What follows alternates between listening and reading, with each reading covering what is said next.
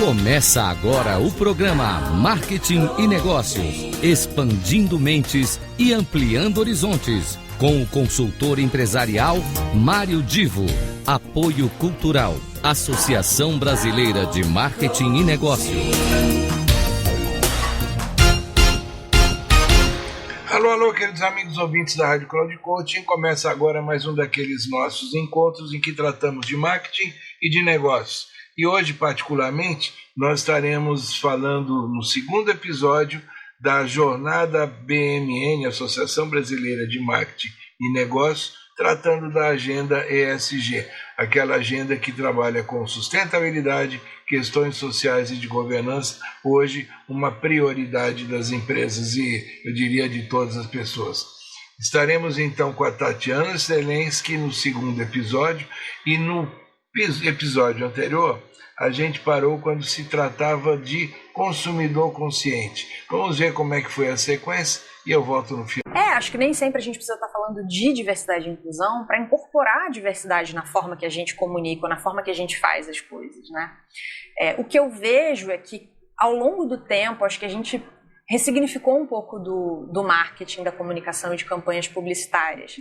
Acho que a gente sai de um cenário onde uma boa campanha era uma campanha criativa, e hoje a gente vive um cenário onde uma boa campanha é uma campanha que comunica valores, que comunica propósito, que comunica verdade da marca, comunica a cultura daquela empresa, né? O que é verdade para aquela empresa, qual é o propósito daquela empresa. Que é muito mais difícil, né? O que é difícil. Thalita, fazer, é difícil, né? Exatamente, pra porque tem que ser, começar também, muitas vezes, também de dentro para fora, né? Não só de fora para dentro. Acho que nem a empresa consegue, né? Como é que ela vai fazer a sua campanha e externar, né? Sim, é um desafio. São intangíveis, né? Exato. São intangíveis, né? Exato. Que é um pouco também um reflexo da sociedade, né? Uhum. Quer dizer, as pessoas também são dessa forma. E as empresas também perceberam também que as empresas não são seguem sempre uma linha reta, né? Uhum. Elas podem, às vezes, fazer curvas, enfim, ir para um lado, ir para o outro, e isso é uma coisa boa, às vezes, né? Tá aprendendo, enfim, é parte de um aprendizado, não é isso? É parte de um processo de evolução também, né, Sônia? Que, assim, conforme as empresas vão entendendo que o mais relevante é você comunicar verdade e propósito, tem coisas que se tornam maior do que a competição. A gente, inclusive, sai às vezes de um cenário de competição até para colaboração. Então, um exemplo que eu acho que é interessante, né? A gente está falando aqui, a gente tem normalmente, por exemplo, no mês do orgulho, no mês de junho, onde a gente fala, né, do mês do orgulho, da comunidade LGBTQIA+, a gente teve, alguns anos atrás, por exemplo, né, uma campanha que ganhou visibilidade chamada Movimento de Marcas Aliadas, onde cada marca simbolicamente doou uma letra do seu nome para formar a sigla LGBTQIA+. E nessa campanha, por exemplo, a gente viu Itaú e Bradesco na mesma campanha, né, enquanto marcas aliadas. Ou então a gente viu também, na época que a gente teve muito debate por causa do programa Trainee da Magazine Luiza, que foi um programa focado em pessoas negras, né? E que teve muito debate, muita gente sendo contra. Tiveram, inclusive, empresas que no próprio LinkedIn, né, pensando em marca empregadora, se posicionaram defendendo e divulgando o programa de trainee da Magalu. Então, onde é que a gente para pensar uma empresa divulgando no seu LinkedIn, que tem foco, né, também de atração, um processo de outra empresa, ou duas marcas concorrentes numa mesma campanha? Então, acho que a gente começa a ver isso também como um sinal de que a empresa talvez esteja fazendo aquilo de uma forma genuína, de uma forma pelo legado, pelo propósito, pelo impacto que aquilo pode gerar também, né? Então acho que isso é um indício que talvez leve algumas marcas para campanhas bem-sucedidas. E tem outros exemplos, né? Eu acho que um outro exemplo muito legal até da TIM, até um cliente nosso que tem há alguns anos trabalhos bem consistentes em diversidade, inclusive focando também em empregabilidade de pessoas trans, e que recentemente patrocinou a Marcha do Orgulho Trans. Então, assim, é aquele patrocínio que não é um patrocínio vazio. Ele vem de uma consistência e de um histórico interno de uma série de políticas, né? Ou a Reserva, que também criou uma campanha de Dia dos Namorados, com um casal onde um dos protagonistas, né, do casal da campanha era uma pessoa com deficiência. E aí você pensa, mas será que foi só uma campanha? poxa, a Reserva, algum tempo antes, lançou uma linha de roupa, chamada uma linha Adapt, voltada para pessoas com deficiência. Então, a partir disso, a gente começa a ver campanhas que não estão isoladas, né, desprovidas de significado. Elas vêm junto com algo muito maior, com uma estrutura e com uma robustez que mostra que aquela campanha pode ser uma campanha, né, bem sucedida. É claro que eu acho que nenhuma empresa está isenta de errar, de eventualmente ter que ajustar a rota ao longo do caminho, acertar, errar, dar alguns passos para frente, depois alguns passos para trás.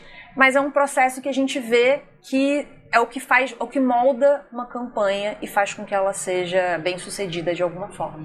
A gente falou muito de diversidade, né, Thalita? Eu queria que a gente falasse um pouquinho mais de inclusão. E aí, inclusão, a gente pensando, por exemplo, comunidades, pequenas comunidades, grupos que não são representados hoje em dia. Você tem visto esse movimento crescendo? Você citou o caso dos deficientes, né? Das pessoas deficientes, mas há tantos, né? Tantos exemplos. Você tem visto isso crescendo e as campanhas se engajando cada vez mais? Com certeza, assim. Acho que quando a gente está falando de diversidade, acho que é legal a gente primeiro falar, né, quando a gente fala de diversidade e inclusão, de quem a gente está falando, né? A gente gosta muito de trazer o conceito na própria Blend Edu sobre a diferença entre diversidade inerente e diversidade adquirida. O que é essa diferença? Pois é, diversidade inerente tem a ver com marcadores sociais, características que você tem, que não necessariamente são coisas que você consegue mudar sobre você, né? E que fazem parte de quem você é, fazem parte da sua identidade. Raça, gênero, se você tem ou não tem algum tipo de deficiência, sua orientação sexual, sua religião, sua origem, né, de qual país, de qual região você faz parte. Então, essa é a diversidade inerente. E tem a diversidade adquirida, que são essas diferentes formas de pensar, diferentes habilidades que você adquire ao longo da sua vida, da sua jornada, né, profissional, pessoal, enfim. E é muito importante a gente entender, claro que essas duas dimensões, elas precisam ser trabalhadas em conjunto, porque não adianta eu trazer uma pessoa de um grupo minorizado, né, trazer uma pessoa com deficiência e trazer para minha equipe, trazer para minha empresa. Como a lei exige, porque a lei exige, exatamente, né? Então a maioria das empresas segue o que a lei exige. Vamos seguir o que a lei exige. Claro. Não adianta. Não adianta só trazer e não ouvir o que essa pessoa tem a contribuir, né? Não ouvir as diferentes perspectivas que ela traz. Da mesma forma, não adianta eu achar que eu estou trazendo pessoas completamente diferentes. Não, vou trazer aqui diversidade, só focar na diversidade adquirida. E aí você traz um monte de gente, todo mundo no fim pensa diferente. Eu acho que se você pegar, sei lá, eu e meu irmão, né? Eu tenho um irmão mais novo. Os dois, mesmo que criados na mesma família, no mesmo contexto, a gente pensa diferente. Então não adianta também trazer pessoas que a gente acha que são muito diferentes e a gente olha, elas têm o mesmo perfil, né? São todas pessoas que vêm o mesmo perfil demográfico, ou têm a mesma raça, ou têm uma mesma faixa de renda, exatamente. Então é importante que a empresa trabalhe essas duas dimensões, né? E no caso do Brasil, a gente tem questões muito latentes, né, em relação à questão de gênero. E é uma questão também global, né? Até um próprio ODS da ONU, né? Os Objetivos do Desenvolvimento Sustentável, um deles tem a ver com a questão de igualdade de gênero. Então a questão de gênero é muito forte no Brasil, a questão racial no Brasil é uma questão muito forte, a inclusão de pessoas com deficiência, a gente tem um volume enorme de pessoas com deficiência no Brasil, e a própria comunidade LGBTQIA+. Essas têm sido as 4 dimensões que as empresas mais têm trabalhado. Isso a gente viu até numa pesquisa que a gente fez recentemente da Blend Edu, que a gente chama de Panorama das Estratégias de Diversidade e Tendências para o ano seguinte. A gente faz anualmente essa pesquisa. Esses são os 4 recortes mais trabalhados. O que essas pesquisas indicam? A princípio, a gente tem visto a evolução dessas 4 dimensões. Elas seguem como top 5, digamos assim, o top 4. Mas no 5º lugar, a gente está vendo, ano após ano, um salto também na questão geracional.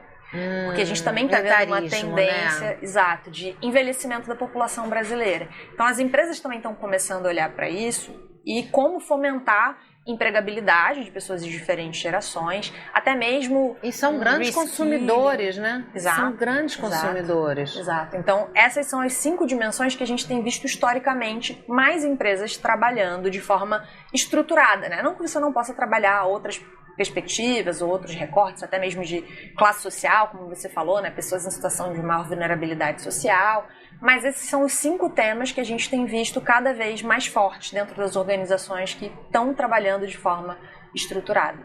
Você acha que cada vez mais o marketing vai ter que prestar atenção para esses temas e de como tratar, como abordá-los, né?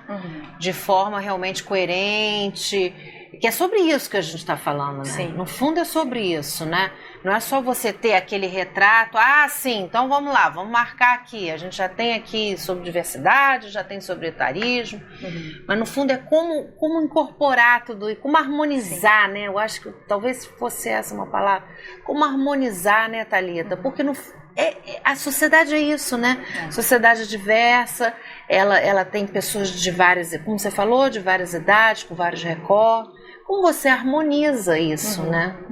E aí, pessoal, estão gostando dessa apresentação da Thalita? Ela realmente é fantástica e eu espero que estejam gostando tanto que acompanhem na semana que vem o terceiro e último episódio da participação dela dentro deste nosso podcast. Um grande abraço e até lá. Chegamos ao final do programa Marketing e Negócios, expandindo mentes e ampliando horizontes, com o consultor empresarial Mário Divo. Apoio Cultural, Associação Brasileira de Marketing e Negócios.